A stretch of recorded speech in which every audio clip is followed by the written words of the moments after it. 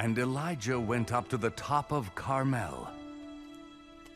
Then he bowed down on the ground. Then he said to his servant, "Go and look out toward the sea." 7 times Elijah told him to go look.